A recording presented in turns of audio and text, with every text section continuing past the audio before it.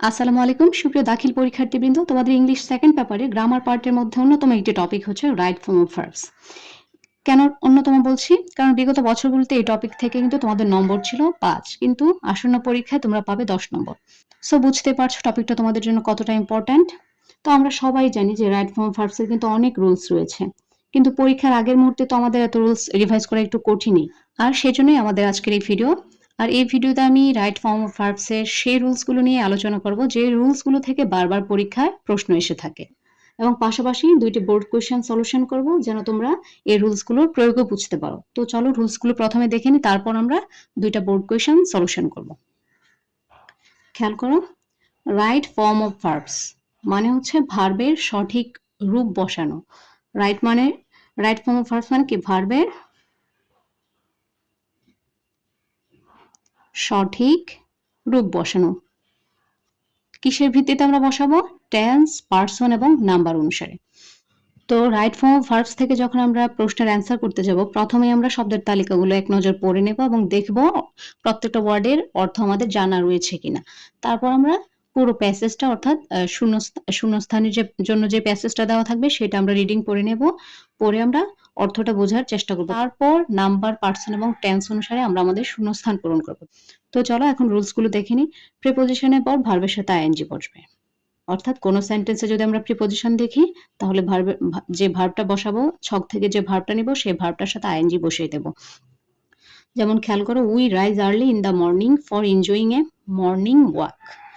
এখানে দেখতে পাচ্ছি আমরা আমাদের একটা প্রিপোজিশন রয়েছে। আমরা জানি in, on, at, for, with, without, by, from, এই প্রত্যেকটাই হচ্ছে কিন্তু প্রিপোজিশন। তো প্রিপোজিশনের পর যদি কোনো ভার্ব বসাতে হয় আমাদেরকে, অবশ্যই সেই ভার্বটার সাথে আইএনজি বসাতে হবে। তো আমাদের ব্র্যাকেটে যদি থাকতো এনজয়, তাহলে আমরা ওই এনজয় ভার্বটার সাথে আইএনজি বসিয়ে আমরা করে দেবো এনজয়িং, কারণ আমাদের এই শূন্যস্থানের পূর্বে প্রিপোজিশন রয়েছে। তো কি বললাম? প্রিপোজিশনের পরে যে ভার্বটা আসবে তার সাথে আমরা আইএনজি যুক্ত করব। তো আমরা সবাই কিন্তু মোডাল অক্সিলারিজ গুলো চিনি, আর এখন যদি বিস্তারিত নাও জানি, আমরা কিন্তু এগুলা জেনে রাখবো। এখন বিস্তারিত পড়ার কিন্তু আমাদের সময় নেই, ঠিক আছে? মোডাল অক্সিলারি কোনগুলো? Can, could, may, might, shall, should, will, would, must, have to, has to, had to, had better. এই মোডাল অক্সিলারি গুলোর পর কিন্তু আমাদের ভার্বের ভি1 ফর্ম হয়, অর্থাৎ প্রেজেন্ট ফর্ম। অর্থাৎ তোমার পরীক্ষায় যে ছকে যে শব্দগুলো দেওয়া থাকবে, আমরা যদি এই মডেল অক্সিলারি গুলো দেখি, তাহলে আমাদের সেই শব্দগুলো চেঞ্জ করার প্রয়োজন নেই। যেমন খেয়াল করো, ইউ মাস্ট কাম হিয়ার। এখানে কিন্তু আমরা মোডাল অক্সিলারি ভার্ব মাস্ট দেখতে পাচ্ছি। সো আমাদের কামিয়ে রয়েছে, ঠিক আছে? অর্থাৎ মোডাল অক্সিলারিজ এর পরে আমরা যদি কোনো গ্যাপ থাকে, তাহলে আমাদের শব্দ চেঞ্জ করার প্রয়োজন নেই। যে শব্দ থাকবে সেই শব্দই আমরা বসিয়ে দেব, অর্থাৎ ভার্বের ভি1 ফর্ম যে ফর্মটাতে থাকবে সেই ফর্মটাই বসবে। You must come here. আবার খেয়াল করো, 2 প্লাস ভি1 হবে, 2 প্লাস ভি1 হবে। অর্থাৎ কোনো একটি সেন্টেন্স যদি টু দিয়ে শুরু হয়, তারপর যে ভার্বটা বসবে সেটা ভি1 ফর্ম হবে। অর্থাৎ এক্ষেত্রে আমাদের ভার্বের চেঞ্জ করার প্রয়োজন নেই। অথবা যদি এমনও হয় কোনো সেন্টেন্সে আমরা দেখলাম যে কোনো একটা সেন্টেন্সের মধ্যে টু এর পরে গ্যাপ রয়েছে, তাহলে সেই গ্যাপে তো আমাদেরকে অবশ্যই ভার্ব বসাতে হবে, যেহেতু এটা আমাদের রাইট ফর্ম অফ ভার্বস এর শূন্যস্থান। সো ভার্ব বসানোর ক্ষেত্রে আমাদের এক্ষেত্রে কোনো চেঞ্জ করতে হবে না, কেননা আমাদের সেই শূন্যস্থানের পূর্বে টু রয়েছে। শূন্যস্থানের পূর্বে যদি টু থাকে, তাহলে আমাদের সেই ভার্বটা চেঞ্জ করার প্রয়োজন নেই। তবে এক্ষেত্রে কিছু ব্যতিক্রম রয়েছে, খেয়াল করো। যেমন with a view to, look forward to, get use to, addicted to অথবা ডিভোটেড টু, এই লাইনগুলো যদি থাকে, এই শব্দগুলো থাকলে কিন্তু আমাদের ভার্বের সাথে আইএনজি বসাতে হবে। আমি কি বললাম? শুধুমাত্র টু এর পর ভার্বের বেস ফর্ম হয়। শুধুমাত্র টু এর পর ভার্বের বেস ফর্ম হয়, অর্থাৎ যে ভার্বটা তোমার দেওয়া থাকবে সেই ভার্বটাই হবে। কিন্তু with a view to, look forward to, get use to, addicted to, এইগুলো যদি আসে, তারপরে কিন্তু আমরা ভার্বটা চেঞ্জ করব, অর্থাৎ ভার্বটার সাথে শুধুমাত্র আইএনজি যুক্ত করব। আমাদের শব্দের তালিকায় যে ভার্ব দেওয়া থাকবে সেই ভার্বটার সাথে আইএনজি যুক্ত করব। তো চলো পরবর্তী রুলসগুলো দেখে নিই। এই প্রত্যেকটা রুলসগুলো থেকে কিন্তু পরীক্ষায় আসে। সো রুলসগুলো অবশ্যই তোমরা খেয়াল করে একটু শুনবে। তারপর আবার দেখো কয়েকটা শূন্যস্থান। I went there with a view to seeing you, with a view to. দেখো এখানে কিন্তু আমি টু দেখে এখানে ভার্ব চেঞ্জ করছি না, এটা কিন্তু আমাদের verb.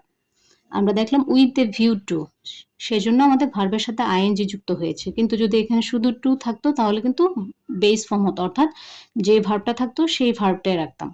He is addicted two drinking, যেহেতু এডিক্টেড টু রয়েছে সো এখানে ড্রিঙ্কিং। কিন্তু যদি শুধু নর্মালি টু থাকতো, শুধু এই টু থাকতো, তাহলে কিন্তু এটা ড্রিঙ্ক হতো। Okay, Rubel is looking forward to going to America.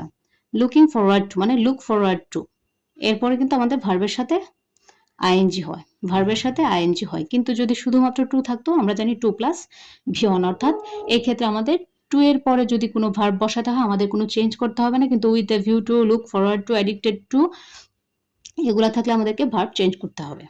তারপর খেয়াল করো, কোনো একটা সেন্টেন্স যদি আমরা হু, হুইচ, দ্যাট এই শব্দগুলো দেখি, কোনো একটা সেন্টেন্সে যদি আমি হো, হুইচ, দ্যাট, একটু ভালো করে খেয়াল করো, হো, হুইচ, দ্যাট যদি আমরা কোনো একটা সেন্টেন্সে পাই, এগুলোকে বলা হয় কিন্তু রিলেটিভ প্রোনাউন। রিলেটিভ প্রোনাউন তোমরা যারা জানো তো জানোই, আর যারা না জানো সমস্যা নেই, এখন আপাতত মনে রাখো হো, হুইচ, দ্যাট এই ওয়ার্ডগুলো যদি কোনো সেন্টেন্সে থাকে এবং এরপরে যদি আমাদেরকে গ্যাপ থাকে, শূন্যস্থান থাকে, সেই শূন্যস্থানে আমরা কিভাবে ভার্ব বসাবো? এই হো, হুইচ, দ্যাট এর পূর্বে যে সাবজেক্ট থাকবে সেই সাবজেক্ট অনুসারে আমরা ভার্বটা বসাবো। যেমন খেয়াল করো, একটা শূন্যস্থান রয়েছে, Nupur who is my friend should stand by me. এই যে এখানে দেখো এই সেন্টেন্সে একটা হু রয়েছে, যেটাকে বলি আমরা রিলেটিভ প্রোনাউন। এই হু এর পরে কিন্তু আমরা ভার্ব বসিয়েছি ইজ। তো আমরা এই ভার্বটা কিসের প্রেক্ষিতে বসিয়েছি? এই যে হু এর পূর্বে যে নাউন রয়েছে বা প্রোনাউন, নাউন বা প্রোনাউন যাই থাকে, হু এর পূর্বে যে নাউন রয়েছে সেই নাউনের উপর ভিত্তি করে কিন্তু আমরা ভার্বটা বসিয়েছি। এখানে দেখতে পাচ্ছি নূপুর হচ্ছে কি third person singular number. So যেহেতু Nupur third person singular number, so আমরা ভার্বটা কি থার্ড পারসন, সো আমরা ইজ বসিয়েছি। Okay, Nupur is my friend, এটা মানে Nupur who is my friend should stand by me. অর্থাৎ হু, হুইচ, দ্যাট এই ওয়ার্ডগুলো যদি কোনো সেন্টেন্সে থাকে, সেক্ষেত্রে আমরা যে ভার্বটা বসাবো সেই ভার্বটা আমরা এর পূর্ববর্তী অর্থাৎ এর আগের নাউন বা প্রনাউন অনুযায়ী বসাবো। তারপর আমরা আরেকটা প্রেজেন্ট ইনডিফিনিট টেন্সের ক্ষেত্রে কি হবে? চিরন্তন সত্য অর্থাৎ ইউনিভার্সাল ট্রুথ যেগুলো বোঝায়, যেগুলো চিরন্তন সত্য, যে সত্যগুলো কারো অস্বীকার করার সুযোগ নেই, সেগুলোর ক্ষেত্রে সব সময় আমরা ভার্বের প্রেজেন্ট রূপটা বসাবো। যেমন খেয়াল করো, এখানে দা আর্থ কি? দা আর্থ হচ্ছে পৃথিবী। পৃথিবী মুভস রাউন্ড দ্য সান। সূর্য কি? পৃথিবী কি? সূর্যের চারদিকে ঘুরে। পৃথিবী সূর্যের চারদিকে ঘুরে, এটা চিরন্তন সত্য।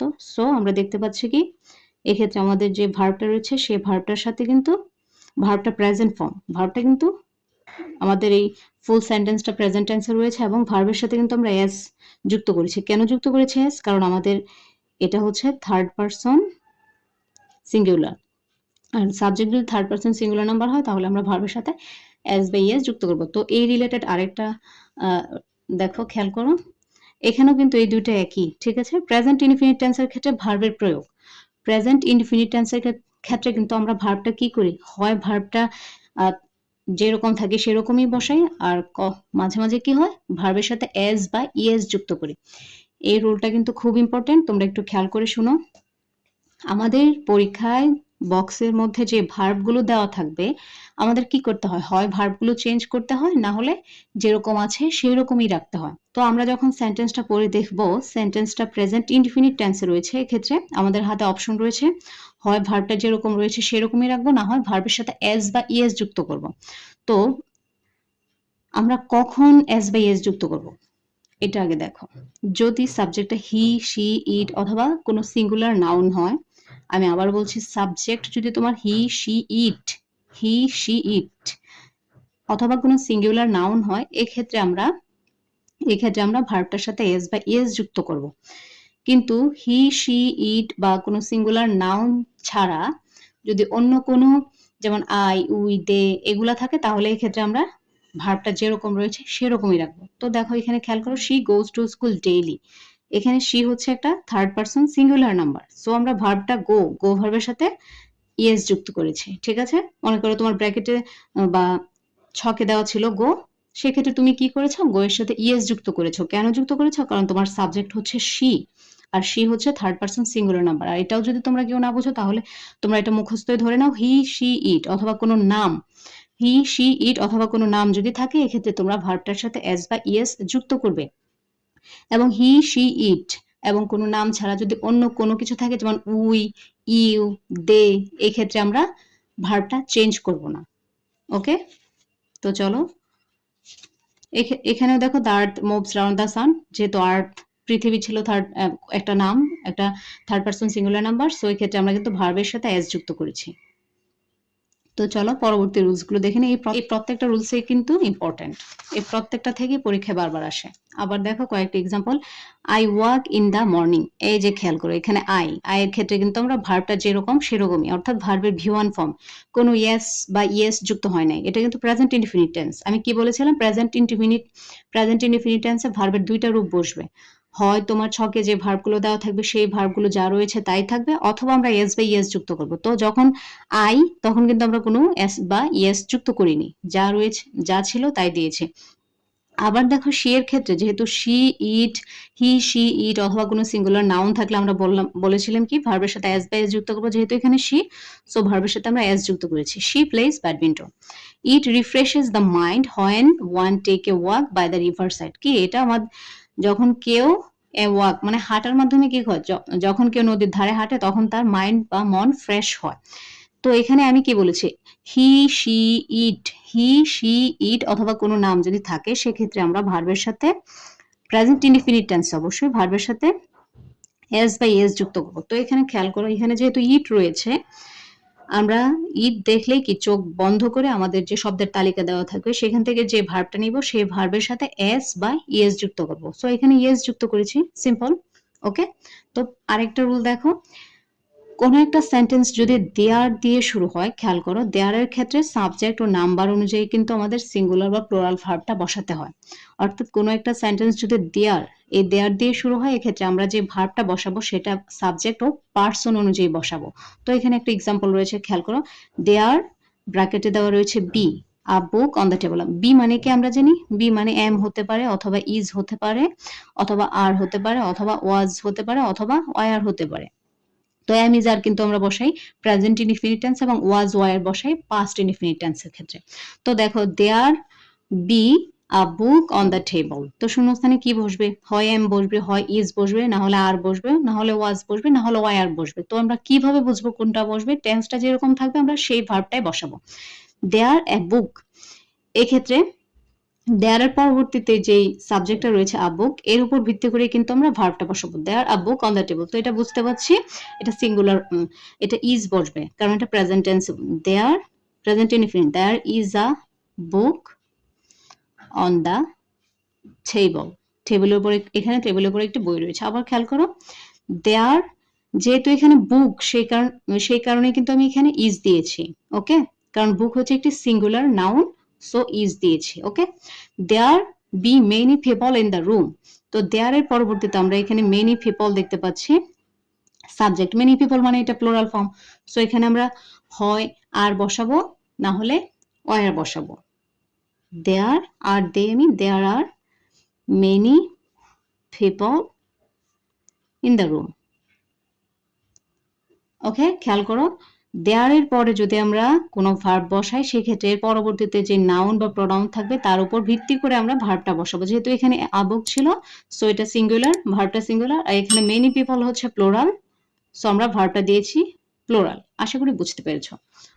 তো চলো আরেকটি রুলস দেখে নিই, প্রত্যেকটা রুলসই কিন্তু তোমাদের জন্য ইম্পর্টেন্ট, সো একটু মনোযোগ দিয়ে খেয়াল করো। Not only dot dot but also এর ক্ষেত্রে শেষের সাবজেক্ট অনুযায়ী ভার্ব বসে, অর্থাৎ কোনো একটা সেন্টেন্সে যদি নট অনলি থাকে এবং নট অনলি দিয়ে শুরু হয় এবং তারপরে বাট অলসো থাকে, সেক্ষেত্রে শেষে যে সাবজেক্ট থাকবে সেই সাবজেক্ট অনুযায়ী আমাদেরকে ভার্বটা বসাতে হবে। তো খেয়াল করো, not only Mina but also her friends are going there. খেয়াল করো এখানে দেখতে পাচ্ছি মিনা হচ্ছে সিঙ্গুলার নাউন এবং হার ফ্রেন্ডস এটা হচ্ছে কিন্তু প্লুরাল। সো আমরা দেখতে পাচ্ছি আমাদের ভার্বটা হয়েছে আর। কেন আর হয়েছে, আমরা জানি নট অনলি এবং বাট অলসো যদি কোনো সেন্টেন্সে থাকে সেই ক্ষেত্রে আমাদের ভার্বটা হবে এর পরবর্তী সাবজেক্ট অনুযায়ী। আমরা কিন্তু মিনা অনুযায়ী ভার্ব দেইনি, যদি মিনা অনুযায়ী হতো তাহলে কিন্তু ইজ হতো, কিন্তু আমাদের এক্ষেত্রে এটা নিয়মটা কি, not only dot dot but also যদি কোনো সেন্টেন্সে থাকে তাহলে আমাদেরকে এর পরবর্তী যে সাবজেক্ট রয়েছে সেই সাবজেক্ট অনুযায়ী আমাদেরকে ভার্বটা বসাতে হয়। সো আমরা বসিয়েছি are. Not only Mina but also her friends are going there. এটা হচ্ছে একটি প্রেজেন্ট কন্টিনিউয়াস টেন্স। ওকে, তো চলো আরেকটা রুল দেখি। তোমাদের এই প্রত্যেকটা রুলসই কিন্তু পরীক্ষায় আসার মতো, সো অবশ্যই মনোযোগ দিয়ে ক্লাসটা করবে। এখন আরেকটা রুলস দেখো, তোমরা মনে করো ক্লজও চেনো না, ফ্রেজও চেনো না, তোমরা কিছু জানো না, তোমরা তো একটা বাক্য চেনো। ওকে, একটা বাক্যে যদি দুইটা ভার্ব থাকে, তাহলে সেই দুইটা ভার্বের ক্ষেত্রে আমরা সেন্টেন্সে কিন্তু কখনো দুইটা ভার্ব রাখতে পারবো না। এক্ষেত্রে সেকেন্ড ভার্বের সাথে আমাদেরকে আইএনজি যুক্ত করতে হবে। অর্থাৎ ডাবল ভার্ব যদি থাকে এক্ষেত্রে আমাদেরকে আইএনজি যুক্ত করতে হবে। আর যদি উদ্দেশ্য বোঝায় তাহলে 2+V1 করতে হয়। যদি উদ্দেশ্য বোঝালে সেই ভার্বটার পূর্বে টু দিতে হয় প্লাস V1 উদ্দেশ্য বোঝালে। কিন্তু যদি উদ্দেশ্য না বোঝায় তাহলে ভার্বের সাথে আইএনজি যুক্ত করতে হয়। তো সংক্ষেপে বুঝে নাও, কোনো একটা সেন্টেন্সে যদি দুইটা ভার্ব থাকে তাহলে সেকেন্ড ভার্বে সবসময় আইএনজি যুক্ত করতে হয়। যেমন আই স হিম গোয়িং, এখানে স হচ্ছে একটি ভার্ব, গো একটি ভার্ব। স যেহেতু এখানে ফাইনাইট ভার্ব, সো এই ভার্বের সাথে আমরা আইএনজি যুক্ত করেছি। আশা করি বুঝতে পেরেছো। তো তোমরা তো মডাল ভার্বস চেনোই, তোমাদেরকে প্রথমেই বলেছিলাম modal verbs can, could, may, might, shall, should, will, would verbs গুলোর পর যদি বি থাকে, এই মডাল ভার্বস গুলোর পরে যদি বি থাকে, can, could, shall, should, will, would, এই মডাল ভার্বস গুলোর পরে যদি বি থাকে তাহলে কিন্তু আমাদেরকে পাস্ট পার্টিসিপল ফর্ম বসাতে হয়, অর্থাৎ ভার্বের পাস্ট পার্টিসিপল ফর্মটা বসাতে হয়, যেটাকে আমরা বলি V3। ওকে, যেমন our teachers should be respected, এখানে আমরা দেখতে পাচ্ছি আমাদের মডাল ভার্ব রয়েছে, তারপর বি রয়েছে, সো আমরা এখানে ভার্বের V3 ফর্ম রেসপেক্টেড বসিয়েছি। আমি আবার বলছি, মডাল ভার্বস গুলো যদি কোনো সেন্টেন্সে থাকে এবং তারপর বি থাকে, তারপর আমরা ভার্বের V3 ফর্মটা বসাবো, অর্থাৎ ভার্বটা চেঞ্জ করব, ছকে দেওয়া যে ভার্বটা থাকবে সেটা চেঞ্জ করে আমরা সেটাকে V3 ফর্মে রূপান্তরিত করব। তো চলো পরবর্তী রুলসটা দেখে নিই। যদি আমরা দেখি কোনো একটা বাক্যের শুরুতেই, মনে করো একটা বাক্য শুরু হবে তখনই গ্যাপ দেওয়া, বাক্যের শুরুতে যদি গ্যাপ থাকে তাহলে আমরা সেখানে ভার্বটাকে কোন রূপে বসাবো, সেখানে আমরা ভার্বের সাথে, আমরা ছক থেকে ভার্বটা নেওয়ার পর ভার্বের সাথে আইএনজি বসিয়ে দিব, অথবা উদ্দেশ্য বোঝালে 2+ সেই ভার্বটার সাথে বসাবো। আমি আবারও বলছি, খেয়াল করো। মনে করো তোমার একটা সেন্টেন্স গ্যাপ দিয়ে শুরু হয়েছে, তো এই ক্ষেত্রে তুমি কিভাবে ভার্বটাকে বসাবে, ছক থেকে কোন ভার্বটা নিয়ে কি রূপে তুমি বসাবে, এক্ষেত্রে তুমি প্রথমে কি করবে, ভার্বটার সাথে, এটাকে বলা হয় জেরান্ড, ভার্বটার সাথে আইএনজি যুক্ত করে তুমি বসিয়ে দিবে। আর যদি কোনো উদ্দেশ্য বোঝায়, তুমি অর্থ থেকে বুঝতে পারো যে উদ্দেশ্য বোঝাচ্ছে, তাহলে টু, ভার্বের পূর্বে টু বসাবে, অর্থাৎ 2+V1 ভার্ব 1। ঠিক আছে, অর্থাৎ টু দিয়ে যেরকম ভার্ব ছিল সেরকমই রেখে দিবে। যেমন খেয়াল করো, swimming is a good exercise, এখানে সুইমিং, মনে করো এখানে তোমার গ্যাপ ছিল এবং ছকে ছিল সুইম, এবং তোমার ছকে দেওয়া ছিল সুইম, তো তুমি এখানে কিভাবে সুইম আনবে, না সুইমের সাথে আইএনজি যুক্ত করবে, সুইম বসানো যাবে না, এক্ষেত্রে সুইমের সাথে আইএনজি যুক্ত করে তোমাকে এই শূন্যস্থানটা পূরণ করতে হবে, অর্থাৎ এটাই হচ্ছে রাইট ফর্ম অফ ভার্বস। ওকে, তারপর দেখো, টু ইয়ার ইজ হিউম্যান, তো এখানে যদি তোমার শূন্যস্থান থাকতো এবং তোমার ছকে থাকতো এর, তাহলে তোমার কি হতো, সামনে টু বসিয়ে তুমি এই শূন্যস্থানটা পূরণ করতে, 2+V1। আশা করি বুঝতে পেরেছো। বাক্যের শুরুতে গ্যাপ থাকলে তোমরা হয় ভার্বের সাথে আইএনজি যুক্ত করবে, না হয় ভার্বের পূর্বে টু যুক্ত করে এটাকে ইনফিনিটিভ করে তুমি তোমার সেন্টেন্সটা কমপ্লিট করবে। তারপর এটা প্রিপোজিশনের আওতায় পড়েছে। আবারও বলি, বাই এর পর যদি তোমরা কোনো একটা সেন্টেন্সে দেখো শুরুতে বাই রয়েছে, তারপরে তুমি চোখ বন্ধ করে যে ভার্বটা বসাবে সে ভার্বের সাথে আইএনজি হবে। তারপর দেখো, যদি কোনো একটা হোয়াইল দেখতে পাও, হোয়াইল যদি কোনো সেন্টেন্সে থাকে তাহলেও তুমি তার পরবর্তীতে যে ভার্বটা বসাবে তারপরে তোমাকে আইএনজি বসাতে হবে। আর আমরা তো বি ভার্ব গুলো চিনি, এগুলো যদি দেখি এগুলোর পরেও কিন্তু আমরা বি ভার্ব গুলোর পরেও কিন্তু আমরা ভার্বের সাথে আইএনজি বসাবো টেন্স অনুসারে। ওকে, তো চলো আরেকটা রুলস দেখে নিই। তোমাদের প্রত্যেকটা রুলসে কিন্তু ইম্পর্টেন্ট, সো তোমরা রুলস গুলো একটু খেয়াল করে শোনো। আমরা কোনো সেন্টেন্সে যদি দেখতে পাই ডু, ডাজ, ডিড রয়েছে, তাহলে আমরা ভার্বটাকে কি করব, যে ফর্মে দেওয়া থাকবে সেই ফর্মেই রাখবো। যেমন ডিড গো, অর্থাৎ V1। কোনো বাক্যে যদি তুমি দেখতে পাও যে তোমার রয়েছে ডু অথবা ডাজ অথবা ডিড, তাহলে তোমার ওই যে ছকের যেই তোমার তালিকার যেই ওয়ার্ডটা রয়েছে, ক্লু যে দেওয়া রয়েছে সেটা চেঞ্জ করার দরকার নেই। তোমার যেরকম রয়েছে সেরকমই তুমি ভার্বটা রেখে দেবে। তো তোমাদেরকে আরেকটা টেকনিক বলি বা রুলস বলি, তোমাদের যখন তোমরা একটা প্যাসেজ প্রথমেই পড়বে, প্যাসেজটা পড়ার সময় কিন্তু তোমরা খেয়াল করে দেখবে যে প্যাসেজটা কোন টেন্সে রয়েছে। যদি প্রেজেন্ট টেন্সে থাকে তাহলে তোমরা দেখবে বেশিরভাগ ভার্বেই কিন্তু ভার্বের প্রেজেন্ট রূপে বসবে। আর যদি পাস্ট ফর্মে থাকে তাহলে বেশিরভাগ 7-8টা কিন্তু তোমার V2 ফর্ম হবে। 7-8টা ভার্ব হবে V2 ফর্মে, অর্থাৎ হয় ভার্বের সাথে ইডি যুক্ত করতে হবে, না হলে ডি যুক্ত করতে হবে, না হলে টি যোগ করতে হবে, অথবা ভাওয়েলের ভেতরে ভাওয়েলের কোনো চেঞ্জ করে তোমাকে V2 ফর্মে নিতে হবে। তো তোমরা কিভাবে বুঝবে কোনো একটা প্যাসেজ কোন টেন্সে রয়েছে? তোমরা প্যাসেজটা পড়ে যদি বুঝতে পারো এটা তো অতীতের কোনো সময় নিয়ে কথা বলছে, অথবা ওয়ান্স দিয়ে শুরু হয়েছে, অথবা ওয়ান্স আপন এ টাইম, যেটা আমরা গল্প বলতে ইউজ করি, ওয়ান্স আপন এ টাইম এটা যদি থাকে, অথবা থাকে যদি লং এগো, লং সিন্স, অথবা যদি কোনো একটা স্টোরি নিয়ে কথা বলা হয়, অথবা যদি পূর্বের কোনো অনুষ্ঠান বা পূর্বের কোনো ঘটনার বর্ণনা দেওয়া হয়ে থাকে, হতে পারে সেটা তোমার স্কুলের প্রাইজ গিভিং সিরিমনি নিয়েও যদি বলা হয়, বা কোনো জায়গায় ভ্রমণের বিষয়ে বলা হয়, তাহলে তুমি বুঝে নিবে যে এটা পাস্ট টেন্সে রয়েছে। এটা কোন টেন্সে রয়েছে? পাস্ট টেন্স, অর্থাৎ অতীতকালে রয়েছে। সো এই ক্ষেত্রে তোমাদের কি হবে? শূন্যস্থানে যে 10টা তুমি ভার্ব বসাবে, অধিকাংশ ভার্বে কিন্তু তোমার V2 ফর্ম, অর্থাৎ ভার্বের পাস্ট ফর্মে হবে। সো এটা তোমাদেরকে অবশ্যই মাথায় রাখতে হবে। তোমরা যদি একবার ধরতে পারো যে তোমার ফুল প্যাসেজটা কোন টেন্সে রয়েছে, তাহলে তোমাদের ভার্বের রূপগুলো বসানো অনেকটাই সহজ হয়ে যাবে। এবার খেয়াল করো, অলরেডি, রিসেন্টলি, লেটলি ইত্যাদি যদি কোনো একটা সেন্টেন্সে থাকে, অলরেডি, রিসেন্টলি, লেটলি এই শব্দগুলো যদি কোনো সেন্টেন্সে থাকে, তাহলে তোমার সেন্টেন্সে যে ভার্বটা হবে, ভার্বের V3 ফর্ম, অর্থাৎ পাস্ট পার্টিসিপল ফর্ম বসাবে, যেটাকে আমরা টেন্স অনুসারে বলি কিন্তু present perfect tense. Already, recently, lately, already, recently, lately এই ওয়ার্ডগুলো যদি কোনো সেন্টেন্সে থাকে, তাহলে সেই সেন্টেন্সে আমরা যে ভার্বটা বসাবো সেটা হবে ভার্বের V3 ফর্ম, অর্থাৎ পাস্ট পার্টিসিপল ফর্ম। যেমন I have already forgotten his name, যেমন কি I have already forgotten his name. এই যে দেখো তোমার এখানে অলরেডি রয়েছে, সো আমার ভার্বটা হয়েছে V3 ফর্ম। এক্ষেত্রে তোমার ছকে যদি কোনো ভার্ব দেওয়া থাকে, সেই ভার্বটাকে তোমার চেঞ্জ করে V3 ফর্মে নিতে হবে। ওকে, তোমাকে কি করতে হবে? V3 ফর্মে নিতে হবে। আশা করি তোমরা বিষয়টা বুঝতে পেরেছো। তোমাদের যদি বুঝতে অসুবিধা হয়, তোমরা আরেকটু ধীরে ধীরে আবার একটু টেনে আবার একটু বোঝার চেষ্টা করো। ওকে, দেখো এই সেন্টেন্সে আই হ্যাভ অলরেডি রয়েছে, যেহেতু অলরেডি রয়েছে সো আমি ভার্বটার V3 ফর্ম বসিয়েছি। এবার খেয়াল করো, আমরা যদি দেখি কোন একটা সেন্টেন্স পেসিভ মিনিং দিচ্ছে, অর্থাৎ পেসিভ ভয়েস রয়েছে, এক্ষেত্রে আমাদের ভার্বের পিপি হবে।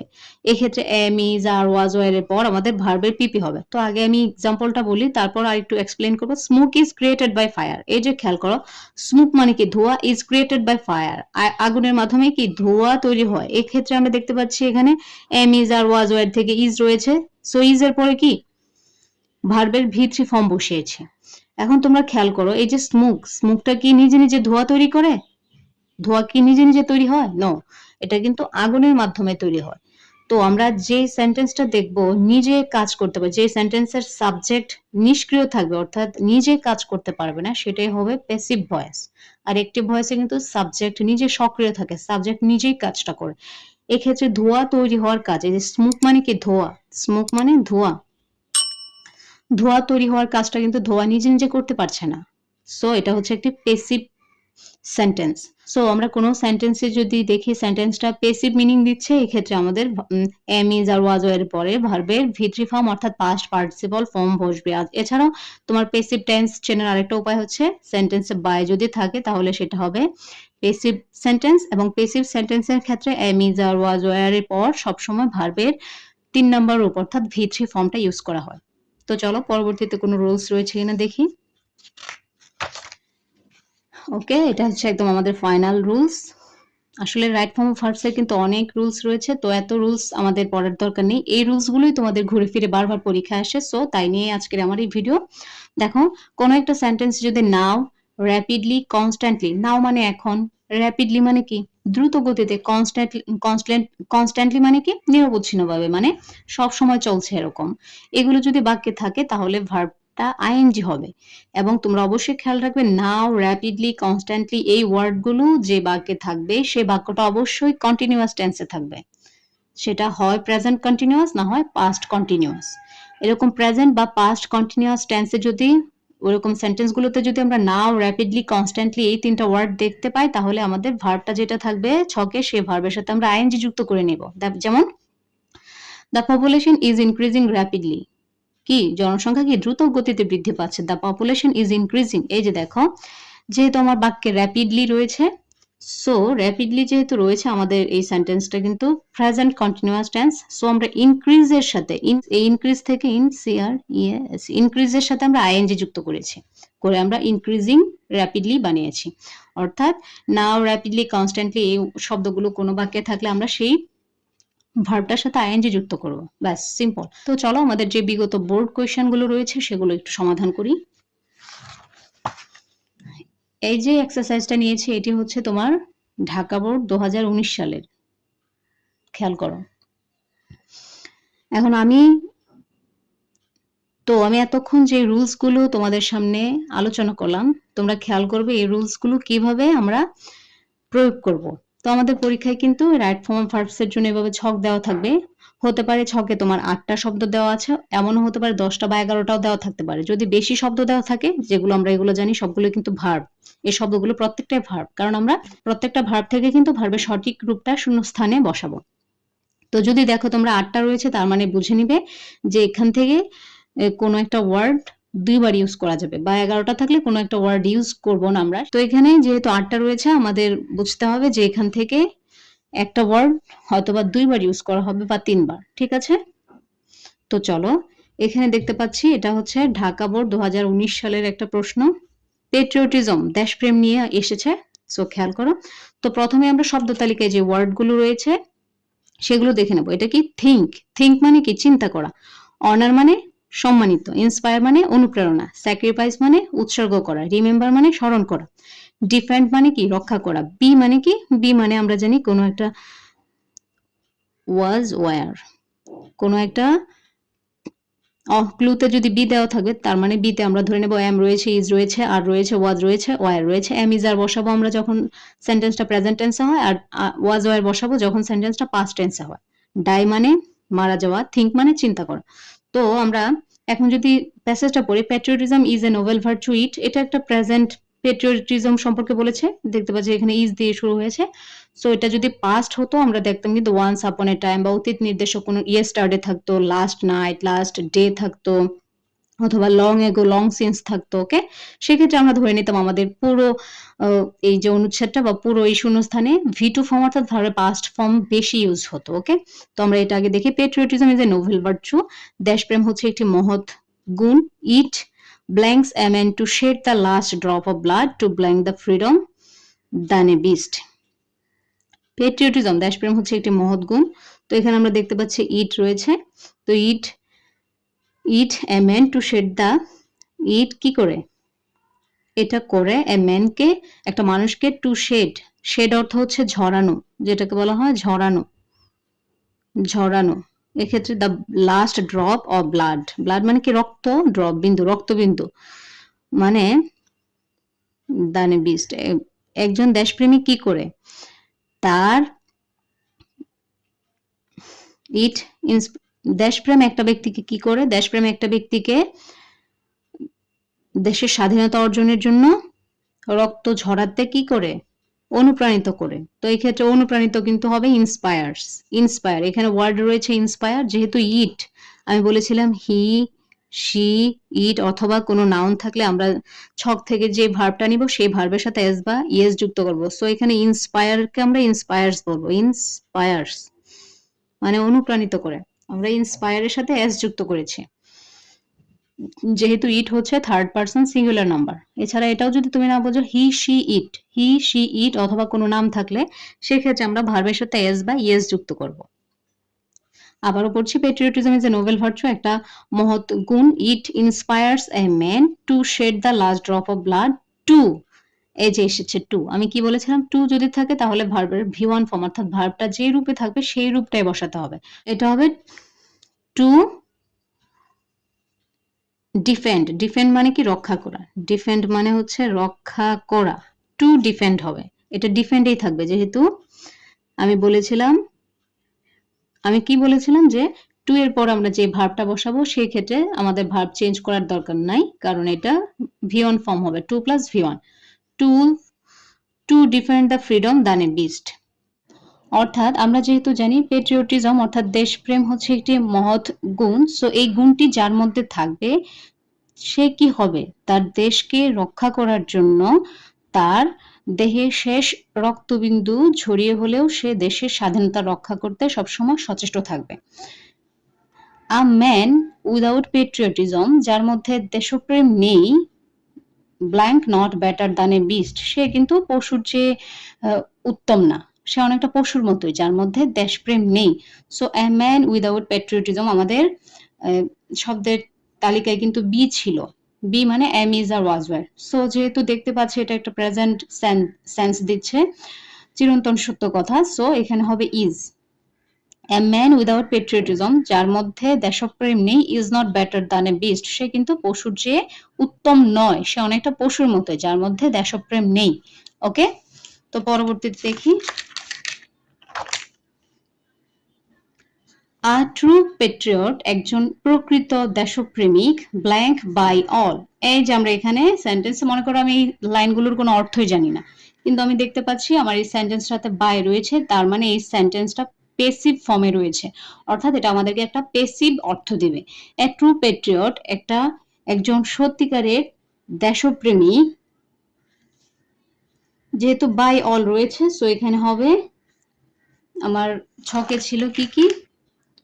অনার ছিল, এখানে অনার ছিল, ইন্সপায়ার্স ছিল, স্যাক্রিফাইস, রিমেম্বার, ডিফেন্ড, সো এটাতে হবে honour. Okay, a true patriot, এটা হবে is honoured, HONOURED, honoured, is honoured. যেহেতু এখানে বাই অল রয়েছে সো এটা পেসিভ ফর্মে রয়েছে, এই ক্ষেত্রে আমাদেরকে ভার্বের ভিত্রি ফর্ম অনারের সাথে ইডি যুক্ত করে অনার্ড করেছি, সাথে ইজ যুক্ত করেছি। আর টু পেট্রিয়ট, যেহেতু এটা সিঙ্গুলার, একজন সত্যিকার দেশপ্রেমিকের কথা বলছে, সো আমি পার্সন অনুযায়ী, নাম্বার অনুযায়ী টেন্সটা চেঞ্জ করেছি। A true patriot is honoured by all, he always, সে সর্বদাই কি করে, যে দেখো খেয়াল করে এখানে হি হচ্ছে কি, আমি বলেছিলাম কোন একটা সাবজেক্ট যদি হি শি ইট থাকে তাহলে ভার্বের সাথে এস বা ইএস যুক্ত হয়, এবং আমরা দেখতে পাচ্ছি এখানে অলওয়েজ। অলওয়েজ মানে একটা প্রেজেন্ট টেন্স নির্দেশক। অলওয়েজ মানে কি? কোনো একটা সেন্টেন্সে অলওয়েজ রয়েছে মানে আমাকে বুঝে নিতে হবে এটা প্রেজেন্ট টেন্সে রয়েছে। সো অলওয়েজ যেহেতু রয়েছে, সো আমাকে এখানে যে ভার্বটা আসবে সে ভার্বটার সাথে এস বা ইএস যুক্ত করতে হবে, কারণ এখানে আমার হি রয়েছে। হি শি ইট থাকলে আমরা সেই ভার্বের সাথে এস বা ইএস যুক্ত করি। তো he always blank for the welfare of his country, সে সবসময় কি করে? তার দেশের কল্যাণের জন্য। He always for the welfare for her country, সে সবসময় দেশের কল্যাণের জন্য কি থাকে? এখানে ব্ল্যাঙ্কের কি শব্দটা হবে? হি always blank for the welfare, কল্যাণে, ওয়েলফেয়ার মানে কল্যাণ, অফ হিজ কান্ট্রি, তার দেশের কল্যাণের চিন্তা করে। সো ই নাম্বার হবে, এখানে খেয়াল করো এখানে রয়েছে থিঙ্ক, শুরুতেই রয়েছে থিঙ্ক। এই যে থিঙ্ক, থিঙ্ক মানে কি? চিন্তা করা। থিঙ্ক মানে চিন্তা করা। সো আমার এখানে হবে থিঙ্কস। আমি কিন্তু ভার্বটা একটু চেঞ্জ করেছি, অ্যাজ বসিয়েছি। কেন? যেহেতু আমার সাবজেক্ট হচ্ছে থার্ড পারসন সিঙ্গুলার, অর্থাৎ হি শি ইট বা নাউন, হি শি ইট থেকে একটি হি বসেছে, এছাড়া অলওয়েজ রয়েছে, সো ভার্বটার সাথে আমরা এস যুক্ত করেছি। He always thinks for the welfare of his country, সে সবসময় তার দেশের কল্যাণের চিন্তায় থাকে। অন দ্য আদার হ্যান্ড, কিন্তু অন্যদিকে, দ্য আনপেট্রিয়টিক ম্যান, যার মধ্যে দেশপ্রেম নেই, যে দেশপ্রেমিক না, blank only for their own interest, blank only for their own interest, কি করে? অন দ্য আদার হ্যান্ড, যার মধ্যে দেশপ্রেম নেই, সে সবসময় তার নিজের ইচ্ছে বা নিজের আগ্রহের প্রতি খেয়াল রাখে বা নিজের আগ্রহতেই চিন্তিত থাকে। সো এখানে হবে থিঙ্ক, যেহেতু এখানে আমার আটটা ওয়ার্ড দেওয়া ছিল, আটটা ভার্ব দেওয়া ছিল, সো আমাকে এই থিঙ্কটা দুইবার ব্যবহার করতে হচ্ছে। থিঙ্ক, একজন দেশপ্রেমিক, সে সবসময় দেশের কল্যাণে চিন্তা করে, কিন্তু যার মধ্যে দেশপ্রেম নেই সে কোনো সময়, সে সবসময় নিজের চিন্তায় থাকে। ওন ইন্টারেস্ট, তার নিজের আগ্রহ বা নিজের ইচ্ছা আকাঙ্ক্ষার প্রতি সে মনোযোগী থাকে। Those who blank for the country are true patriots. এই যে আমি এখানে হু দিয়েছি, হু কি একটি রিলেটিভ প্রোনাউন, হু কি একটি রিলেটিভ প্রোনাউন এবং নির্দেশ করছে কিন্তু দোজকে। এখানে হু হচ্ছে একটি রিলেটিভ প্রোনাউন, সো এখানে আমি ভার্বটা বসাবো এর পূর্বে যে নাউন বা প্রোনাউনটা থাকবে তার উপর ভিত্তি করে। দোজ মানে কি যারা, সো এটা আমাকে প্লুরাল মিনিং দিচ্ছে, যারা। For the country are true patriots, কারা, যারা কি দেশের জন্য জীবন দেয় বা মারা যায় তারাই তো প্রকৃত দেশপ্রেমিক। সো আমার এইখানে রয়েছে ডাই, ডাই রয়েছে, এখান থেকে ডাই বসবে। Who die for the country are true patriots. যেহেতু আমার এই দোজটা হচ্ছে প্লোরাল ফর্ম, সো আমরা ভার্বের সাথে ইয়েস বা ইয়েস যুক্ত করবো না, অর্থাৎ আমার অপশনে ডাই দেওয়া রয়েছে, ডাই দিব, এটাতে কোনো চেঞ্জ হবে না, কারণ আমরা জানি প্লোরালে ভার্বটার কোনো চেঞ্জ হয় না। For the country are two patriots. They blank even after their death. They blank even after their death. এটাও কিন্তু আমাদেরকে একটা পেসিভ মিনিং দিচ্ছে। তারা কি, তাদেরকে আমরা স্মরণ করি তাদের মৃত্যুর পরও, তার মানে এটা আমাদের অপশনে ছকে রয়েছে remember, so they are remembered হবে, রিমেম্বার্ড। রিমেম্বারের সাথে আমি ইডি যুক্ত করেছি, রিমেম্বারের সাথে ইডি যুক্ত করেছি, হয়েছে রিমেম্বার্ড এবং বসিয়েছি দে, যেহেতু plural are, they are remembered even after their death, তাদের মৃত্যুর পরেও কিন্তু আমরা তাদেরকে স্মরণ করি। তো তারা তো নিজে নিজে স্মরণিত হয় না, তাদেরকে আমরা স্মরণ করি। সো এখানে V3 ফর্মটা বসিয়েছি, তাদেরকে আমরা স্মরণ করি, আর এখানে দে হচ্ছে plural subject. That is why, এই জন্য দ্য ফ্রিডম ফাইটার্স, যারা যুদ্ধ করেছে, মুক্তিযোদ্ধারা, who blank their lives in 1971 are remembered and blank for ever. খেয়াল করো, দ্যাট ইজ হোয়াই, এই জন্য দ্য ফ্রিডম ফাইটার্স, আবার এসেছে হু, হু থাকলে আমরা হু, হুইচ, দ্যাট থাকলে আমরা যে ভার্বটা বসাই সেই ভার্বটা এর পূর্ববর্তী সাবজেক্ট অনুসারে বসে। সরি, আমরা এই ক্ষেত্রে যেহেতু এখানে সাল উল্লেখ রয়েছে, যদি কোনো অতীত নির্দেশক সাল থাকে তাহলে আমরা যে ভার্বটা বসাই সেটাকে V2 ফর্মে নিই। আমি আগে বলেছিলাম কোনো অতীতের কথা বা যদি আমরা বুঝি সেন্টেন্সটা পাস্ট টেন্সে রয়েছে সেক্ষেত্রে আমরা V2 ফর্ম বসাই। এই ক্ষেত্রে আমরা বসাবো, আমরা কি বসাবো, স্যাক্রিফাইসড। স্যাক্রিফাইস রয়েছে আমাদের ছকে, স্যাক্রিফাইসড, সো আমরা স্যাক্রিফাইস থেকে স্যাক্রিফাইসড বসিয়েছি, যেটা হচ্ছে ভার্বের V2 ফর্ম। আর রিমেম্বার্ড অ্যান্ড অনার্ড হবে, এটা অনার্ড ফর এভার, তারা সারা জীবনের জন্য কি সম্মানিত হয়। অনার্ড ফর এভার, তারা নিজে নিজে তো আর সম্মানিত হয় না, তাদেরকে আমরা সম্মানিত করি।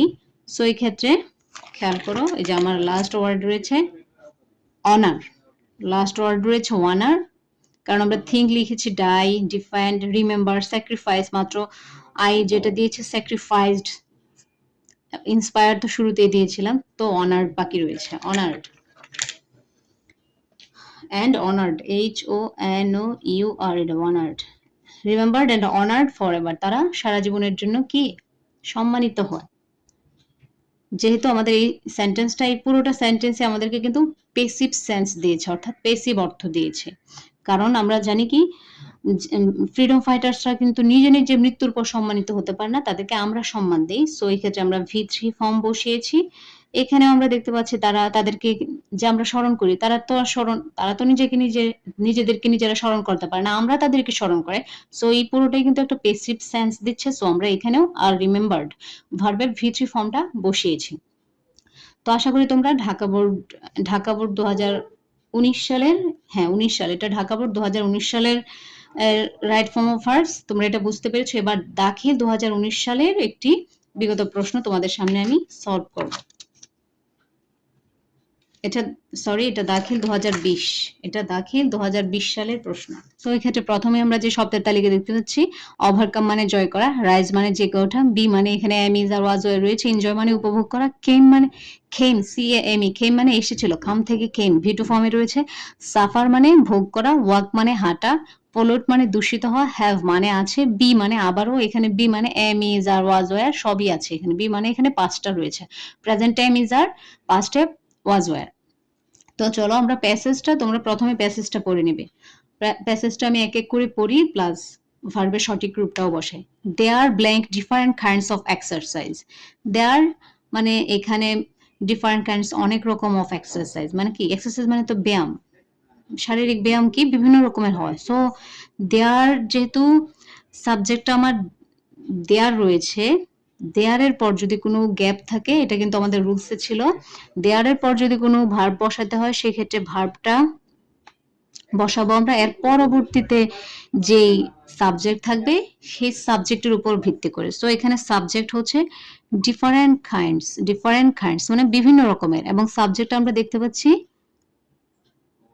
প্লুরাল। সো আমাদের ভার্বটা হবে আর। এই যে বি যে রয়েছে, বি এর মধ্যে আমরা জানি এম ইজ আর রয়েছে, আই থাকলে আয়ের সাথে এম বসে। হ্যাঁ, he she it is, he she it থাকলে ইজ বসে, তো দেয়ারের সাথে আর বসবে। দেয়ারের সাথে আর কেন বসেছে? কারণ এটা প্লুরাল, ডিফারেন্ট কাইন্ডস প্লুরাল, ঠিক আছে? ডিফারেন্ট কাইন্ডস কি plural, there are different kinds of exercise. Walking blank one of them, walking blank one of them, ওয়াকিংটা কি একটা সিঙ্গুলার একটা সাবজেক্ট নির্দেশ করছে, এটা কিন্তু জেরান্ড ভার্বের সাথে আইএনজি, ঠিক আছে? Walking blank one of them, walking কি তাদের মধ্যে একটা, ওয়াকিং তাহলে কি ওয়াকিং হচ্ছে বা ওয়াকিং হয়, ওয়াকিং হয়, ঠিক আছে? এখানে বি আমাদের দুইটা রয়েছে, সো এখানেও ইজ হবে। Walking is one of them, হাঁটা আর কি, আমরা যে হাঁটি সকালে মর্নিং ওয়াক যেটাকে বলা হয়, walking is one of them. আমাদের এক্সারসাইজের কিন্তু বিভিন্ন রকম রয়েছে, হাঁটাটা কিন্তু তার মধ্যে একটি অন্যতম। We blank early in the morning for blank a morning walk, we walk we early in the morning, early দেখলে গেট আপ হয়, we get up early in the morning. So এখানে দেখে কি রয়েছে, রাইজ, এখানে রয়েছে রাইজ, রাইজ মানে কি জেগে ওঠা বা ঘুম থেকে ওঠা যেটাকে বলা হয়। তো we rise early in the morning for, আমরা তো এখানে যে ভার্বটা বসাবো সেই ভার্বটা বসাতে হলে আমাদেরকে অবশ্যই সাবজেক্টের দিকে খেয়াল রাখতে হবে। সাবজেক্ট কি উই আমরা মানে কি প্লুরাল ফর্মে আছে, প্লুরাল। তো সাবজেক্ট যদি প্লুরাল হয় তাহলে ভার্বটা কি, ভার্বও প্লুরাল হয়, অর্থাৎ ভার্বটা আমার যা দেওয়া থাকবে সেটা আমি চেঞ্জ করব না। এখানে রাইজ দেওয়া আছে ভি1 ফর্মে, তো রাইজে বসাবো, rise, we rise early in the morning for blank a morning walk, for কি for we rise early in the morning, আমরা সকাল সকাল উঠি, ফর জন্য, এই যে আবার এসেছে প্রিপোজিশন, প্রিপোজিশনের পর আমরা জানি যে ভার্বটা বসাবো সেটার সাথে আইএনজি যুক্ত হবে। সো এখানে আমরা যে ভার্বটা বসাবো সেটার সাথে অবশ্যই আইএনজি দিব। ফর এ মর্নিং ওয়াক, আমরা সকালে হাঁটাটা উপভোগ করার জন্য। এনজয়, তো এনজয় তো আমাদের মূল ভার্ব, ছকে দেওয়া আছে এনজয়, এর সাথে আমরা আইএনজি যুক্ত করব যেহেতু প্রিপোজিশন রয়েছে, for enjoying A morning walk. While, এই যে দেখো আরেকটা রুলস পড়িয়েছিলাম, হোয়াইল যদি কোনো একটা সেন্টেন্সের শুরুতে বসে এর পরেও কিন্তু ভার্বের সাথে আইএনজি যুক্ত হয়। তো while blank in the morning we can blank fresher, fresh air মানে শুদ্ধ বা বিশুদ্ধ বাতাস।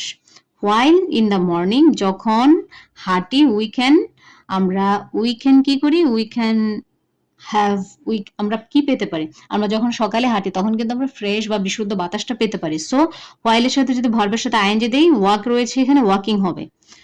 হোয়াইল ওয়াকিং, ভার্বের সাথে আইএনজি যুক্ত করেছি।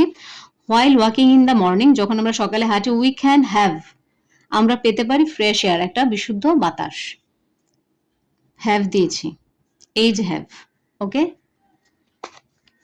বাট ইন টাউনস অ্যান্ড সিটিজ, কিন্তু শহর এলাকায় এয়ার ইজ বিং, এই যে air is being are being in many ways, is being মানেই এটা আমাকে পেসিভ সেন্স দিচ্ছে, অর্থাৎ এটি হচ্ছে একটি পেসিভ সেন্টেন্স। সো এর সাথে আমরা এরপরে আমরা যে ভার্বটা বসাবো, ইজ বিং থাকলে বা are being, was being, were being, অথবা কোনো একটা সেন্টেন্স যদি পেসিভ সেন্স দেয়, সো সেই ক্ষেত্রে আমরা ভার্বের 3 নাম্বার রূপ অর্থাৎ পাস্ট পার্টিসিপল ফর্মটা ইউজ করি।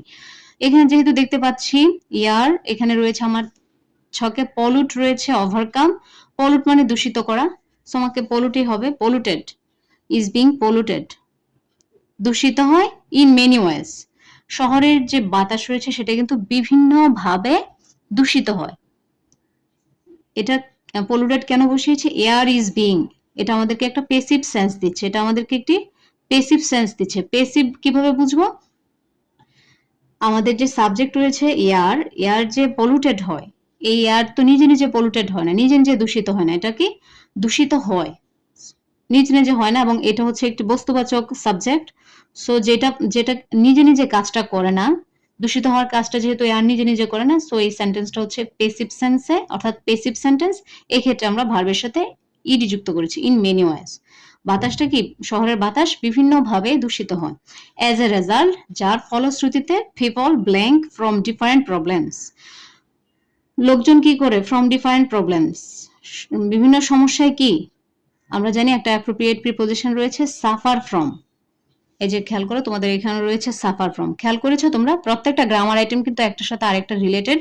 আমরা যদি অ্যাপ্রোপ্রিয়েট প্রিপোজিশন গুলো ভালো করে মুখস্থ করি, এগুলো কিন্তু আমাদের with clue, without clue, right form of verbs প্রত্যেকটাতেই কাজে লাগে। As a result, people suffer from different problems, কি, লোকজন বিভিন্ন সমস্যায় ভোগে বা সমস্যায় পড়ে।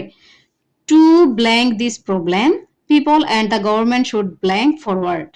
আমি বলেছিলাম কোনো একটা সেন্টেন্স যদি টু থাকে, টু এর পরে ভার্বের ভি ওয়ান ফর্ম বসে। সো টু এর পর আমরা কি দিতে পারি, এখানে রয়েছে আমাদের এটা, এই সবগুলো নেওয়া হয়েছে, এনজয়ও শেষ। সো আমাদের দুইটাই রয়েছে, ওভারকাম এবং Khem.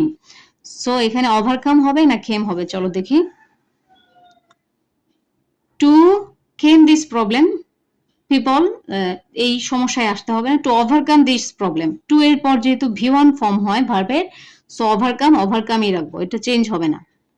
Two overcome this problem, এই সমস্যাটার সমাধান করতে বা এই সমস্যাটা কাটিয়ে উঠতে, পিপল অ্যান্ড দ্য গভর্নমেন্ট, লোকজনকে এবং সরকারকে, শুড ফরওয়ার্ড, কি করতে হবে, এগিয়ে আসতে হবে। কাম ফরওয়ার্ড মানে এগিয়ে আসা, কাম ফরওয়ার্ড।